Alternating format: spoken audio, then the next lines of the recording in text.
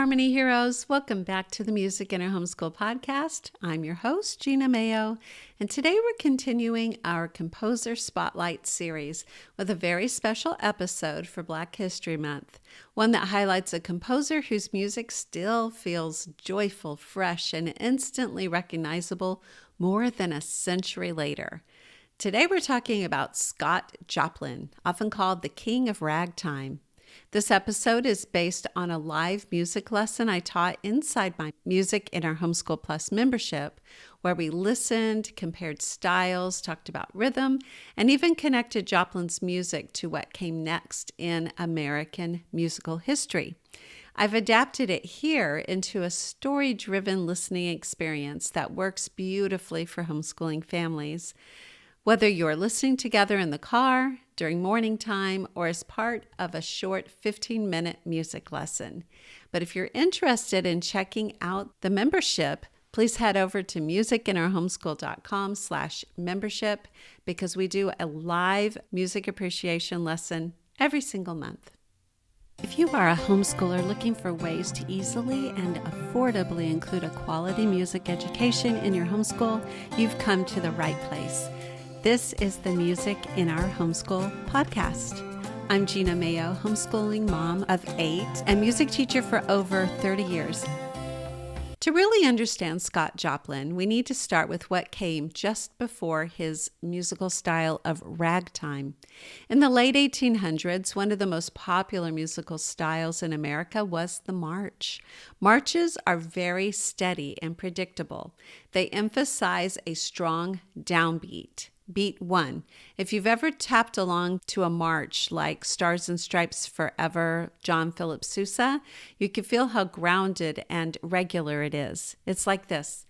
Da da da da da da da da da. So it's 1, 2, 1, 2, 1, 2, 1, 2. Or if you're marching, left, right, left, right, left, right. Well, ragtime turned that idea on its head. Instead of emphasizing beat 1, ragtime often emphasizes beat 2, the upbeat. So instead of down, up, you're going up, up. And that rhythmic surprise is called syncopation. Anytime music emphasizes a beat that isn't expected or isn't the regularly emphasized strong beat, we call it syncopated. The rhythmic bounce is what gives ragtime its playful toe-tapping feel. Ragtime grew out of marches, but it added something new and something distinctly American. So let me tell you a little bit about Scott Joplin. He was born on November 24th, 1868 in Texas. He grew up in a musical household. His father played the violin, his mother sang and played the banjo.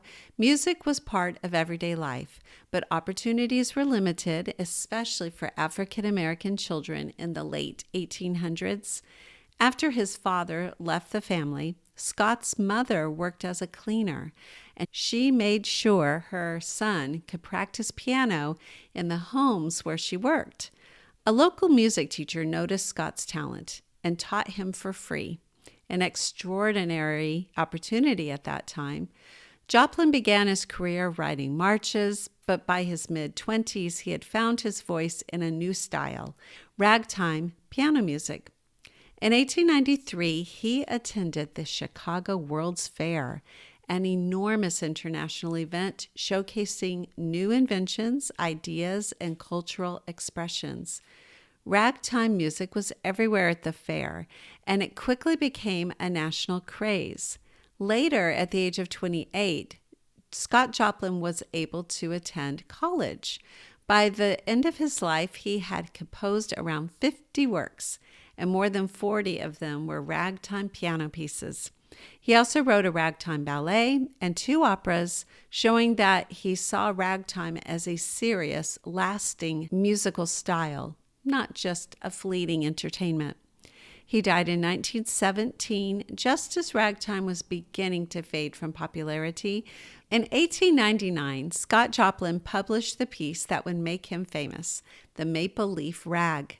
This wasn't just a hit, it was historic. Maple Leaf Rag became the first piece of sheet music ever to sell over 1 million copies.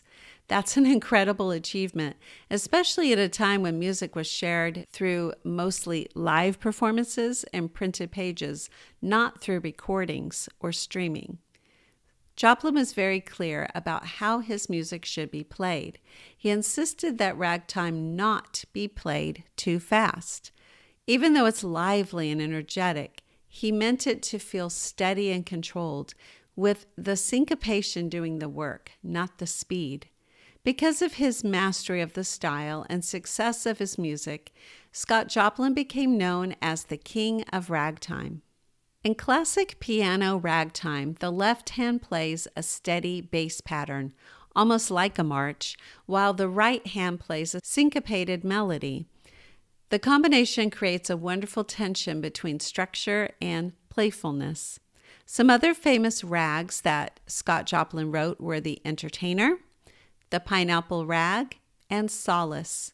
You may recognize The Entertainer. Many people do because of its use in the 1970s film The Sting, which sparked a huge ragtime revival decades after Joplin's death. Scott Joplin didn't just create a popular style, he laid the foundation for what came next. Ragtime directly influenced early jazz music, and many composers later absorbed its rhythms and spirit. Two major figures influenced by ragtime music were Irving Berlin and George Gershwin.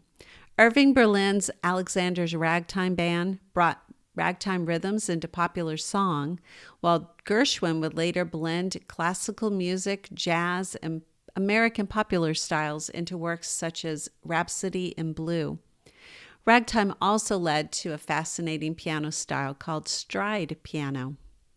Scott Joplin's story is deeply connected to Black History Month, not just because he was a Black composer, but because he shaped American music in such a lasting way. He insisted that his music be taken seriously.